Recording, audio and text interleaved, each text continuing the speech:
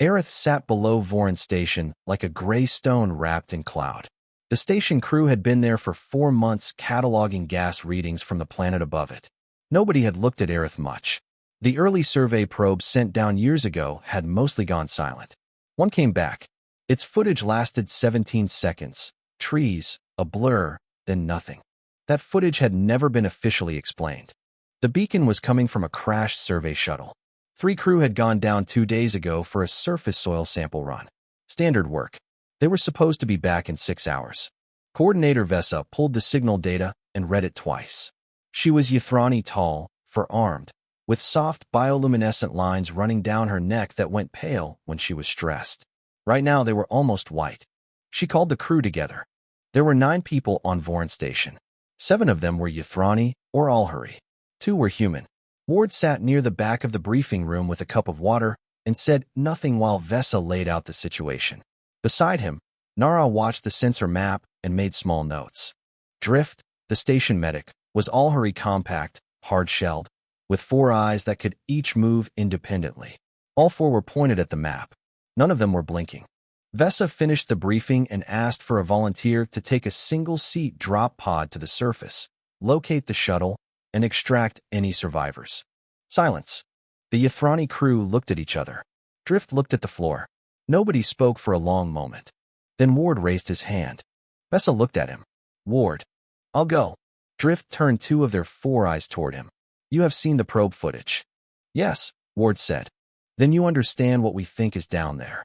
I have some ideas, Ward said. It killed the probe. It may have killed the shuttle crew. Or the shuttle crashed, and something investigated afterward, Ward said. I'd like to find out which. Vesa pressed her hands together. Ward, I cannot authorize a recovery mission to an unsurveyed surface with an active, unknown predator risk. You're not authorizing it, Ward said. I'm volunteering. There are 3 people down there. Vesa looked at him for a long time. Her bioluminescent markings stayed pale. Then she looked at Nara. Nara was already pulling up the equipment checklist on her screen.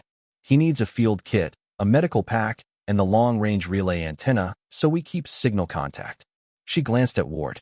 Take 2 camera batteries this time, not 1. Ward nodded. You are not going to ask me to stop him, Vesa said to Nara. I've tried before, Nara said. It doesn't work. She handed Ward the second battery. Bring back good footage.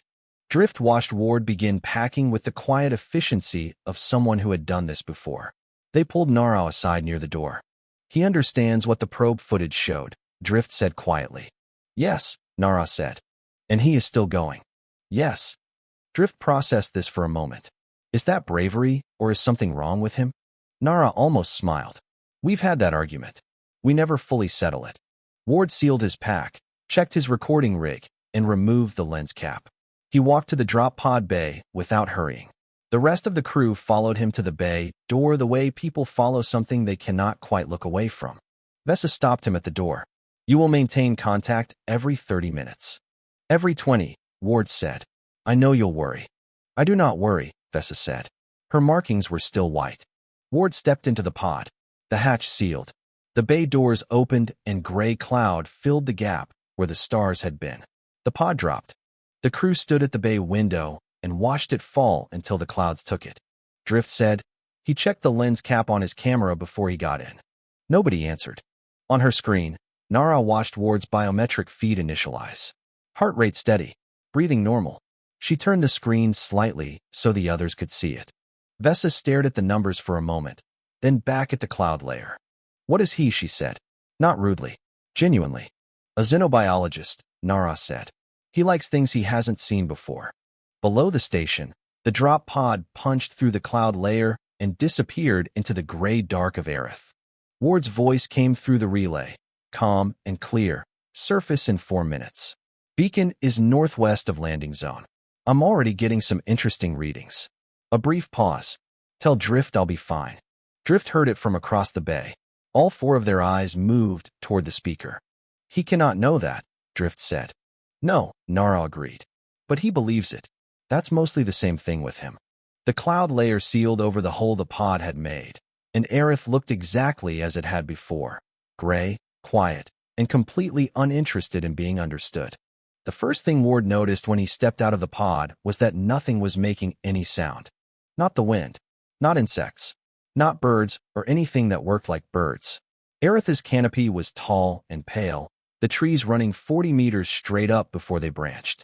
Their bark had faint lines of blue-white light moving through it slowly, like a slow pulse. It should have been beautiful. It was, in fact, beautiful. But the silence under it was the kind that meant something had chosen to make it. Ward stood still for a moment and listened. Then he turned on his camera, pointed it at the canopy, and said quietly, "Surface landing. No immediate contact. Total ambient silence. Note the bioluminescent bark that's new, not in the probe footage. Either the probe landed somewhere else, or these trees are reacting to something that happened here recently." He paused, moving northwest toward the beacon. He walked. The forest floor was soft, dark gray soil, thick with something like moss but drier. His boots left clear prints. He checked them after the first 20 meters and noted something he filed away without saying aloud yet. His prints were not the only large ones here. Something else had been walking this ground in the last several hours. The stride was long, very long. He kept moving. At 2 kilometers in, he found the trees. 3 of them in a row, their bark scraped clean at about 4 meters height. Parallel marks, 4 of them, evenly spaced. He stopped and looked at them. He measured the spacing with his fingers and then his hand span. Filmed them from 3 angles. "Claw marks," he said to the camera. "For parallel, roughly here." He held his hand against the marks, above my head comfortably. So the creature that made these was either reaching up from the ground, which means it is large, or it made them at full natural height, which means it is very large. Marks are fresh. Moisture still visible in the cuts. He looked at the other trees nearby. Same marks. Different heights. Some lower, some at the same level. Like something had been moving fast and dragging a hand along the row. He noted it. He moved on. The shuttle was worse than he expected. It had come down in a clearing, not crashed hard, but the landing had been rough. One strut buckled, the hull tilted at an angle. What had happened after the landing was different. The rear hull section had been investigated by something that wanted to know what was inside. Plates were bent back. Not cut, not blasted. Bent, with great patience, from the outside. Ward walked around the entire wreck twice before approaching it. He documented everything. Then he found Pell. The young Ythrani was in the rear compartment behind a barricade of equipment cases and storage panels, wrapped in 3 emergency blankets, and barely responsive. His bioluminescent markings were completely dark, a sign of profound shock in Ythrani physiology. He looked at Ward with eyes that had been afraid for 2 days straight. Ward sat down on the floor across from him and kept his voice low and calm. "I'm Ward. From Vorn Station. I'm here. You're going to be fine. Can you tell me what happened to the others?" It took Pell 3 attempts to speak. The other 2 crew members had been outside when they heard the sound something circling in the canopy the first night. By the time Pell understood what was happening, it was already over. He did not describe what he had seen clearly. Ward did not push him. He gave Pell water, gave him food, checked his vitals. Pell was physically intact. Whatever had happened to the others had not happened to him. "It knew I was in here," Pell said eventually. "It came to the door. It pushed at the wall. I could hear it breathing through the hull." "How long ago?" "Last night. It left before dawn." Pell's eyes moved to the bent hull plates. "It will come back." "Yes," Ward said simply. Pell stared at him. "You believe me?" "Of course. You don't seem afraid." Ward looked up from his equipment check. "I'm aware of the situation," he said. "That's different from afraid." He set up his relay antenna, checked in with Vorn Station, gave them a status report, and then went outside again to continue documenting the site. The shuttle wreck, the footprints, the cleared ground where something had paced for hours in a wide ring around the hull. He was crouched near one of the prints, enormous, deep, with a pattern that told him something about weight distribution when his motion sensor vibrated against his wrist. He did not stand up quickly. He stood up slowly, the way he always did. He turned.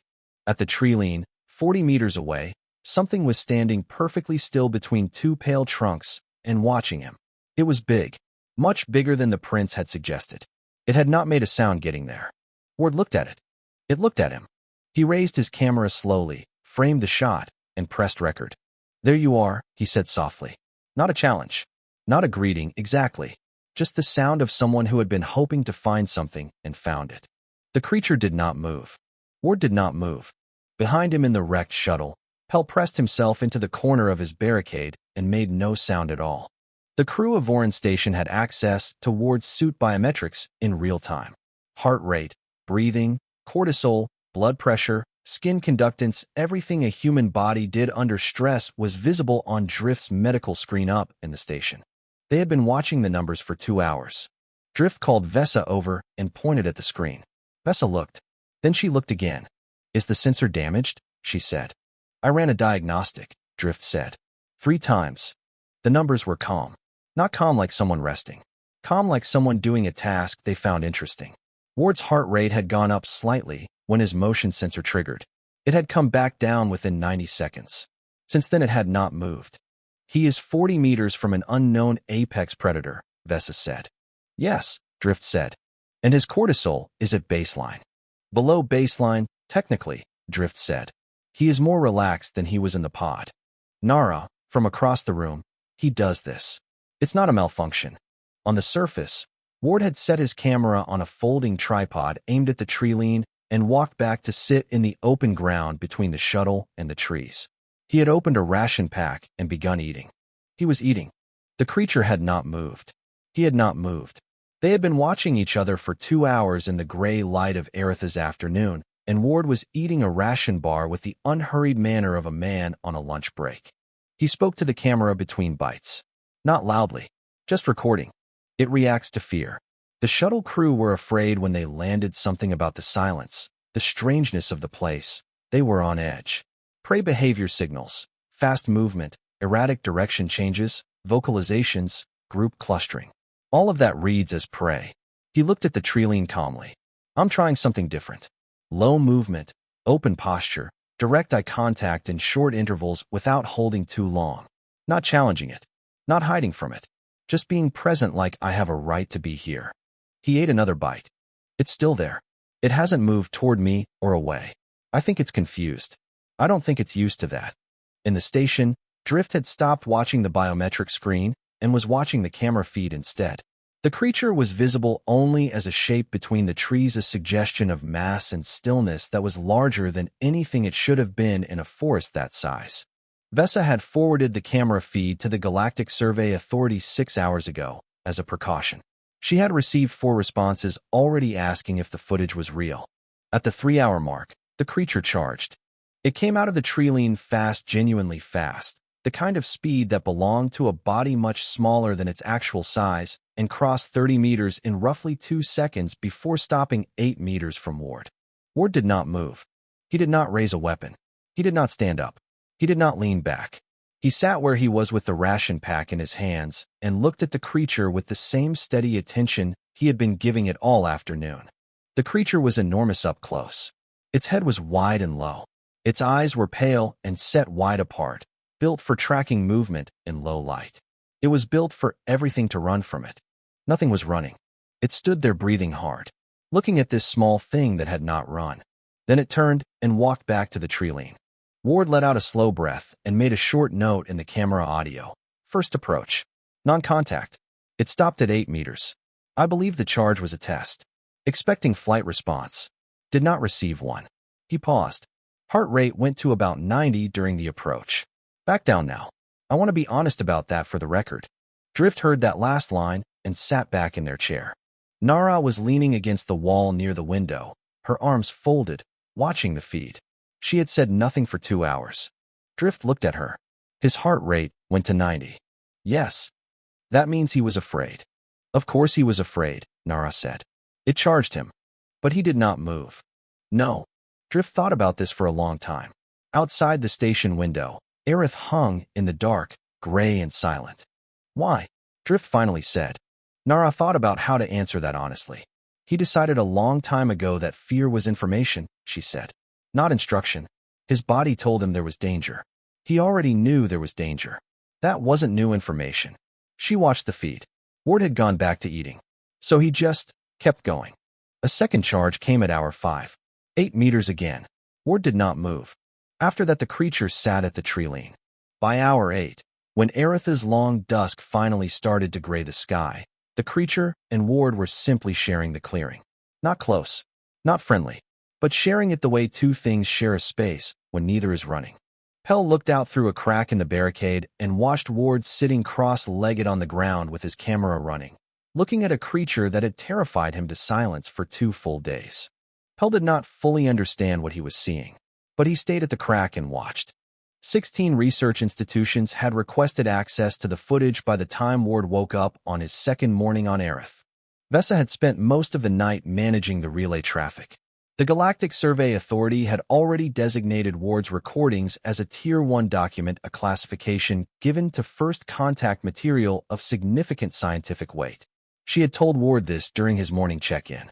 He had said, "That's nice," and asked about Pell's medical supply inventory.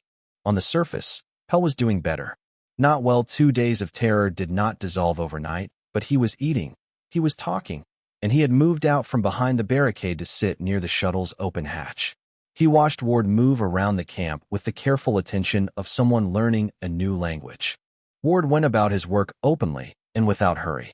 He cataloged the shuttle wreck, took soil samples from the clearing, studied the bioluminescent bark on the nearby trees, and all the while the creature moved in the canopy above, keeping pace with him, visible only as a shifting of shadows and the occasional sound of something very large resting its weight on a high branch. "It follows you," Pell said. "Yes," Ward said. "It's been following you for 2 days." "Yes." "That doesn't worry you." Ward looked up. "It worries me the right amount," he said. "I just don't let it make my decisions." At midday, Ward sat down in the clearing with his camera on the tripod again. He had been doing this each time the creature was visible, sitting open and still, letting it observe him without pressure. Today he tried something different. He put his hand on the ground, palm up, and waited. On Voron Station, Drift saw the camera feed change and walked quickly to the screen. "What is he doing?" Drift said. Nara came to look. She watched for a moment. "He's offering a neutral gesture. Flat hand. No reach, no approach. He's letting it decide. That creature is the size of a transport vehicle." "Yes. If it decides to come to the hand. Then he'll find out something interesting," Nara said. Nothing happened for 40 minutes. The creature stayed in the canopy. Ward stayed still. Pell watched from the hatch and said nothing. Then the canopy rustled. The creature descended, not fast, not like the charges, but slowly, the way it moved when it was choosing to be seen. It came down the last 10 meters of a tree trunk and stood at the clearing edge. Then it walked forward. Ward's heart rate on the biometric feed went from 68 to 94. Drift watched the number and gripped the edge of the desk. Ward did not move. The creature crossed the clearing in slow steps. It stopped 2 meters away, then 1 meter. Ward could see the detail of it now in a way he never had from 40 meters, the layered texture of it, the way its eyes moved, the way it breathed slowly through wide nostrils that were clearly doing a great deal of work right now. It lowered its head. It put its nose above Ward's open hand. It breathed in. Ward sat absolutely still. His heart rate was at 97. On the station, Drift had stopped breathing. Vesa had come to stand at the screen with her hands pressed together so tightly the bioluminescent lines in her arms had gone white. The creature exhaled, a long, slow breath across Ward's palm. Then it lifted its head, looked at Ward directly for 3 full seconds, turned, and walked back to the treeline. It moved up into the canopy without hurry and was gone. Ward sat in the clearing for a moment. Then he reached over and checked the camera was still recording. "Close contact," he said, his voice steady but quieter than usual. "Non-aggressive." It investigated. "I believe it has now categorized me as something that is not prey." He paused. Heart rate was at 97. For the record. On the station, Drift sat down heavily in their chair. Vesa stared at the empty clearing on the feed for a long moment. "He let it smell his hand," she said. "Yes," Nara said. "It could have taken the hand." "Yes." "He knew that." "Yes." Vesa was quiet for a moment. Her markings were still pale. "What does it feel like," she said, "to be human? To make that choice?" Nara thought about it honestly. "I think it feels like being afraid and deciding that being curious is more important," she said. "Most of the time." At the shuttle hatch, Pell had been watching the whole thing. He had not moved for 20 minutes. When Ward came back to the camp and sat down to write up his notes, Pell said, "I was afraid of it for 2 days. You walked across a field and it smelled your hand." Ward looked up. "What are you people made of?" Pell said. Ward considered the question like he considered all questions seriously and without brushing it off. We spent a long time at the bottom of the food chain, he said. Back home, before we built cities and tools and ships, we were prey for a very long time. He looked back at his notes. We coped differently. Pell did not have an answer for that. He sat with it for the rest of the afternoon while Ward wrote, and the canopy was quiet above them both. Nobody volunteered to go down to Aerith. Vesa made the announcement that a rescue shuttle would be sent to extract Ward and Pell, and that one crew member would accompany the shuttle as ground support. She waited for volunteers. The room was quiet in the specific way of people who have all suddenly found other things to look at. They drew lots. Drift lost. They spent 40 minutes in the equipment bay putting on gear. Full survival suit, sealed helmet, a short-range pulse weapon on each hip, a personal force shield generator on their back, and a fourth weapon clipped to their thigh that they added after looking at the camera feed one more time. Nara watched them prepare and said nothing unhelpful. The shuttle descended through Aerith's cloud layer and landed in the clearing 200 meters from Ward's camp. Drift sat in their seat for a moment after the landing sequence finished, looking at the ramp. Then they went down the ramp.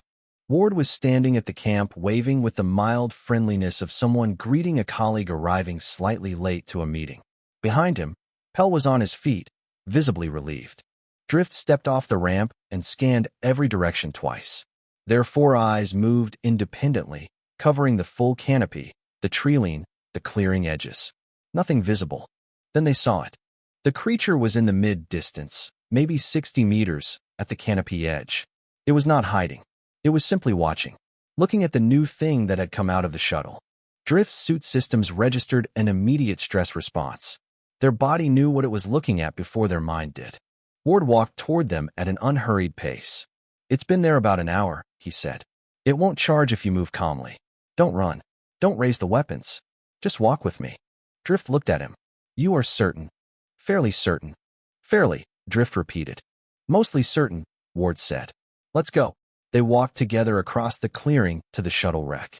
The creature watched but did not move.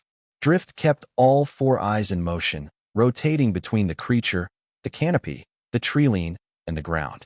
Their heart rate was at 140. Ward's, visible on the shared biometric relay, was at 66. They reached Pell. Drift ran a quick medical check while Ward packed the last of the equipment. Pell was stable. They helped him to his feet.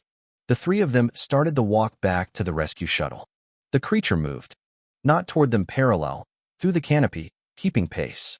Drift could track it by the movement of the pale trees, the slow shifting of weight from branch to branch far above. It was coming along beside them like something that had decided to escort them out. Halfway to the shuttle, the ground root caught Drift's boot. They went down fast and hard. The impact startled them and instinct took over. They scrambled, made a short, sharp sound, moved quickly to recover their footing. Fast movement. Erratic. Loud. Prey behavior. The creature dropped from the canopy. It landed between them and the shuttle in one movement, close enough that the impact of its weight on the ground came through Drift's boots. It was not charging. It was not running. It was standing there, very still, very large, looking at Drift with pale, wide-set eyes. Drift had one hand on a weapon. Ward stepped forward. He moved past Pell, past Drift, and placed himself directly between Drift and the creature. He did not raise his hands. He did not make any threatening gesture. He simply stood there in the open ground and looked at the creature with the same steady attention he had been giving it for 2 days. Eye contact. Still body. Open hands. The creature looked at Ward. 1 second. 3 seconds. 5.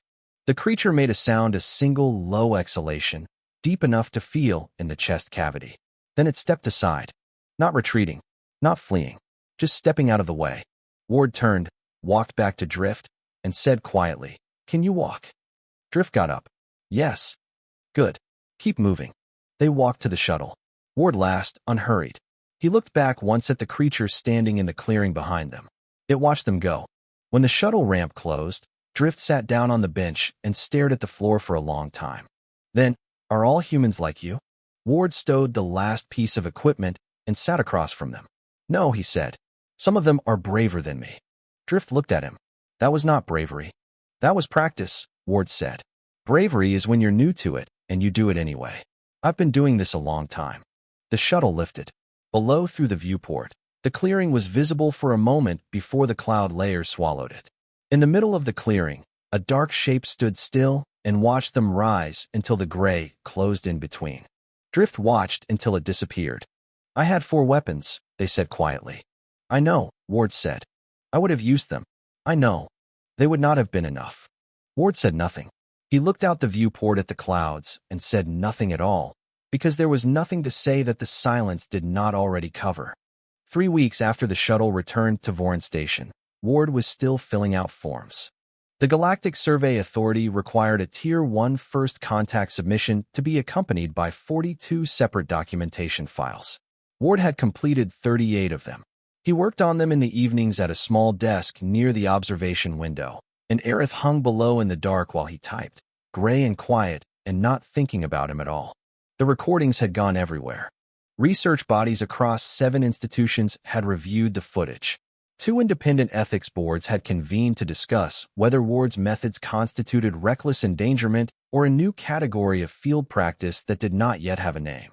A professor at the Ythrani Institute of Xenobiology had published a preliminary analysis calling the contact sequence the most significant first contact recording in 40 years.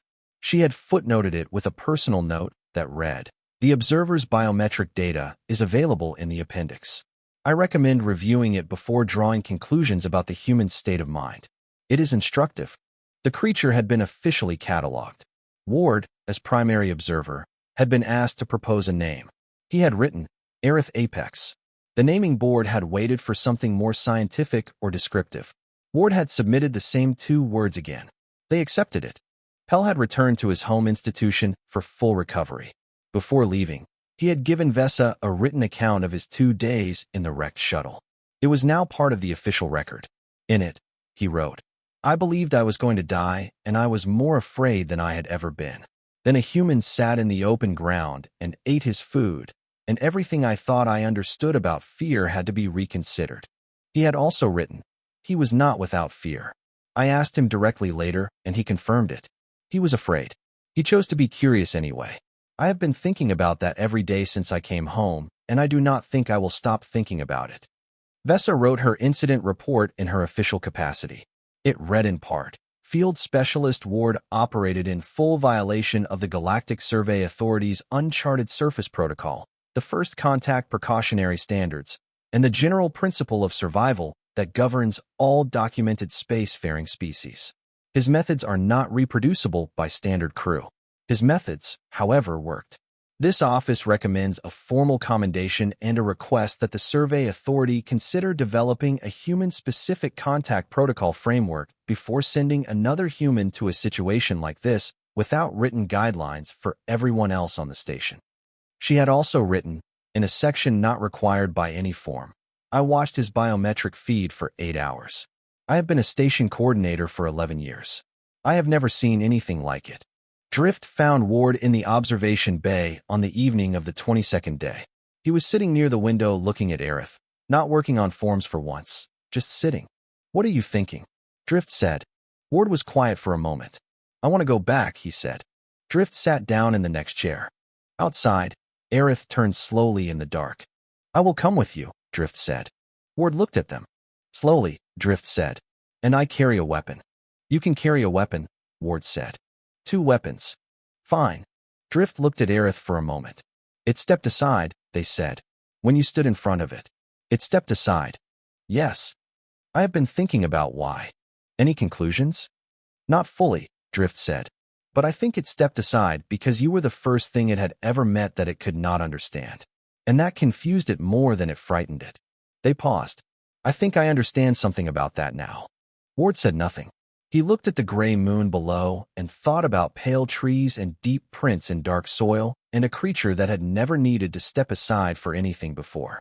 Across the station network, the footage was still moving.